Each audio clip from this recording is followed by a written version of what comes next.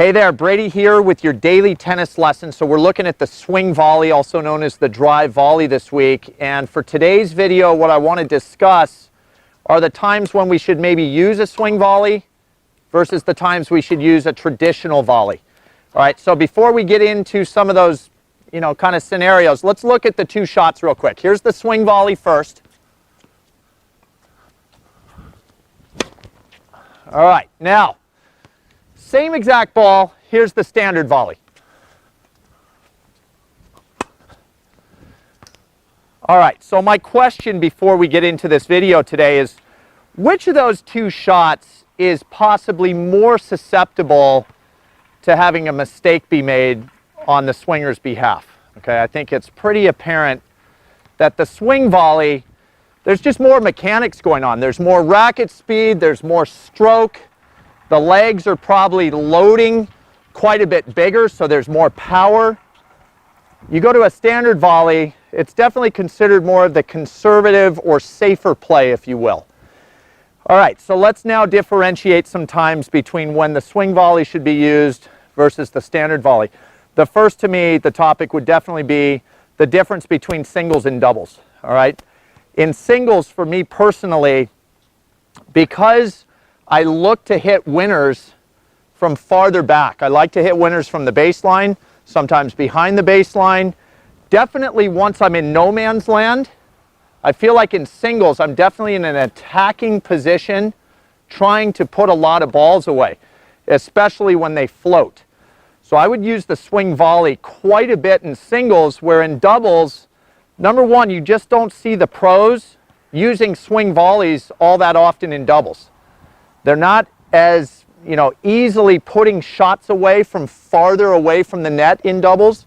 You're looking to generally take over the net, close out the net, and put away your winners from more inside the service line positions. So when a player in doubles gets a ball that's floating in no man's land, we don't need that risk of playing the swing volley when it's so much tougher to put winners away in doubles from this position. Make the prudent play, which is kind of the standard volley, move in and look to get your winners from closer to the net in doubles.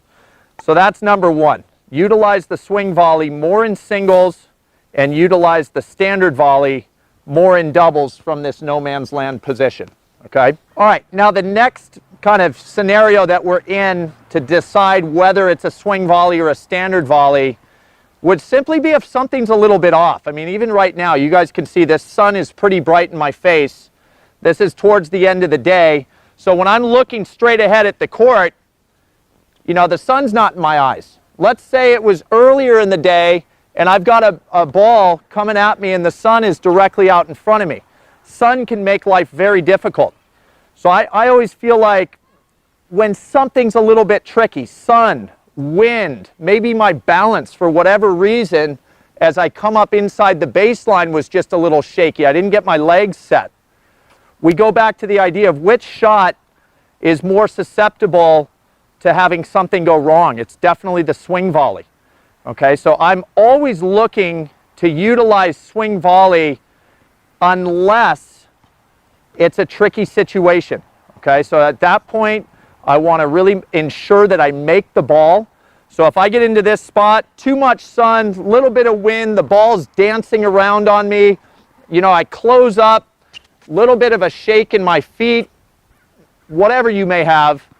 Once you feel like something's a little bit wrong, I would get into that continental grip, play it as a traditional volley, take a page out of the doubles player's book.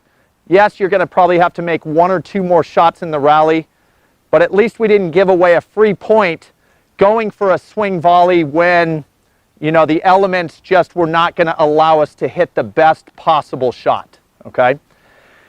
And now the third one would be simply, would we use a swing volley when it's just not needed? And what I mean by that is the opponent on the previous ball that I've struck, and the guy's so far off the court, he's stretched, he floats it, and he doesn't recover, or he's slow, whatever you might have. And 3/4 of the tennis court is available to me on the opposite side, and I don't see this guy coming to try to chase my next ball down. What's the reason for me to go ahead and hit the ball, that is more susceptible to me having something go wrong. Absolutely. If I see somebody off the tennis court, they're stumbled, they're not moving well, they're tanking, whatever you may have, I'm always utilizing more of a standard volley in that situation if I just don't see the need to hit this full swing volley. Okay, so if you find yourself in that scenario where the opponent is just nowhere to be found and you get a floater in no man's land, there's just no need in my book to hit that swing volley. Now, personal preference can definitely come into play. Look at Maria Sharapova. Okay, I don't think I've seen her hit an overhead in a long, long time. She'll be at the net even, and here comes a high ball. She'll let it come down a little lower and hit her swing volley. She's so comfortable with that shot. I think she's better at that shot than a standard volley. So if that's a category that you might fall into where sun's in your eyes, wind, whatever, opponent off the court, but you just simply feel that you're better on a floater from no man's land with a swing volley than a standard volley, of course, you always want to play the shot that you trust the most.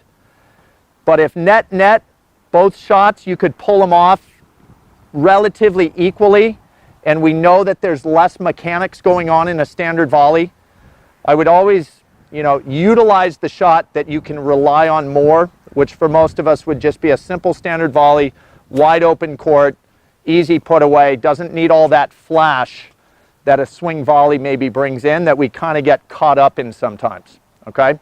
So just food for thought there, and that's all I got for you today. Hope that was super helpful. Please click like below this video, and if you have not subscribed to our channel yet, please do so, as well as check down below me in the description of this video.